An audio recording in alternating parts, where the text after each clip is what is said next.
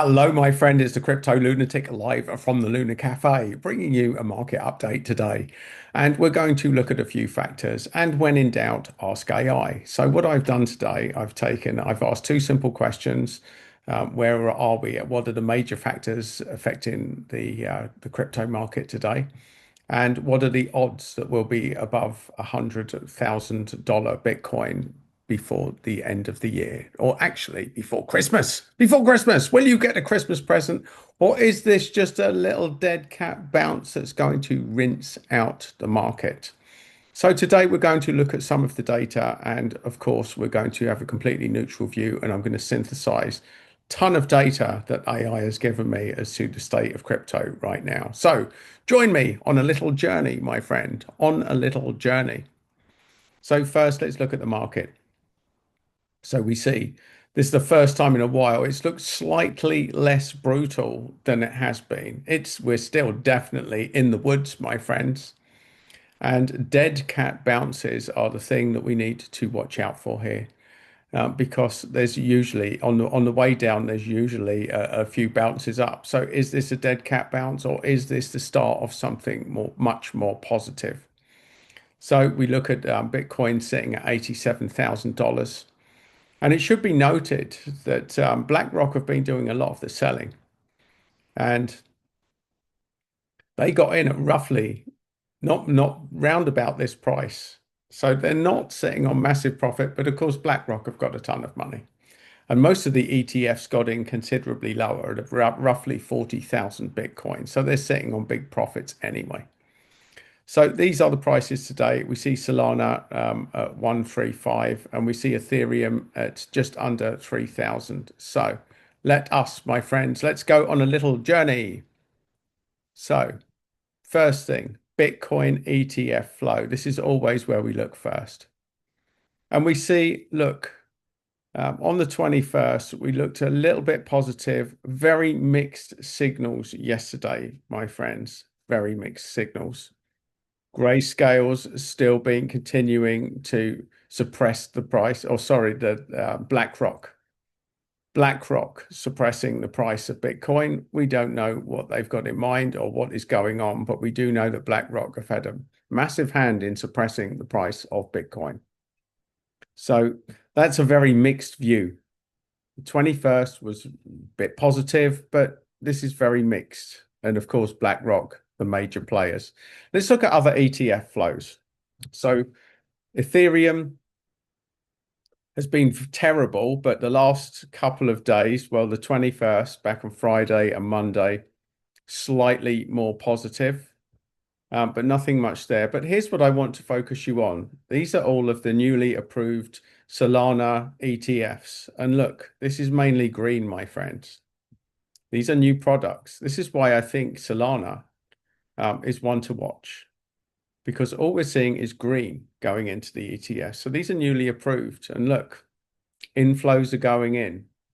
So Grayscale, Bitwise, VanEck, Fidelity, and 21 shares all have a vested interest in not tanking the price of Solana now that people are in the trust. They will not want people that have just bought in, all of these people that have just bought in, they won't want them panicking too much. This is my thesis. Now, it's really important to realize that BlackRock does not have a Solana ETF. They haven't applied for one, and they're the ones that are tanking the market while everyone else seems to be easing up. Look, it's the IBIT. This is BlackRock. Everyone else is going fairly easy on it. Fairly easy. Because they have got the Grayscale, they've got skin in the game now. They've got the Solana ETFs approved. So there's a very mixed bag on the ETF front. Now, I asked the questions, I put all of the responses into a single search engine about where is the market. So let's look at the key factors. So I've asked what is affecting the crypto market now. Here's the key takeouts that were reported on the four different AI search engines, and that's Perplexity, that's ChatGPT, that's Deepseek, and that's Grok. So here we go. Key takeouts, the macro factors, especially Federal Reserve policy, interest rates, and the global economic conditions have the largest influence. Crypto is behaving like a high beta risk asset.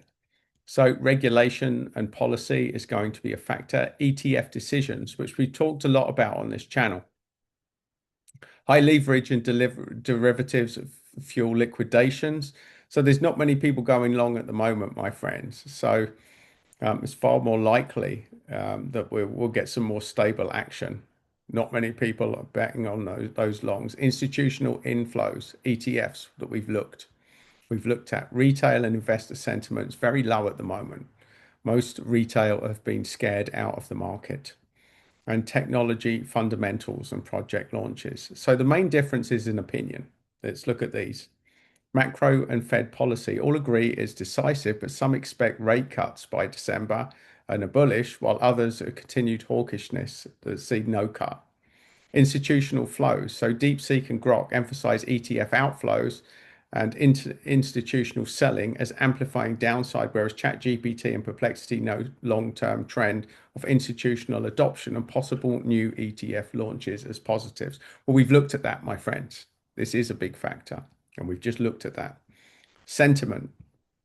So some data highlight historically Santa rallies, tendencies for Bitcoin more often ends December up. But Grok notes the current sentiment is extremely bearish and says relief rallies mostly follow capitulation. So we've got the regulatory outlook that's always on the cards. The odds and market direction. Well, I've actually dug deeper into that, so we'll revisit that question. So perplexity. Well, we will dig deep because I did force the issue. I got all of the four to give me some sort of percentage. I asked the question very specifically. What's the likelihood that Bitcoin will be above $100,000 by the end of the year? Or it may have been Christmas that I asked. So here we go. So first up is Deepseek. Now, none of them really like to give percentages because obviously they're trained that they don't want to be seen to be giving investment advice. But given this, that there's significant uncertainty.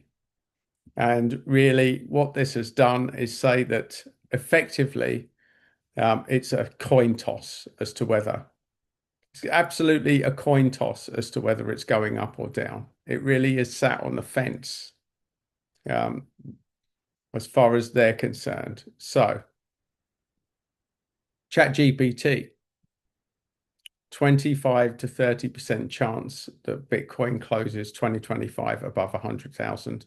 50% chance that it's somewhere between 70 and 100, and a 15 to 25% chance that it drops below 70.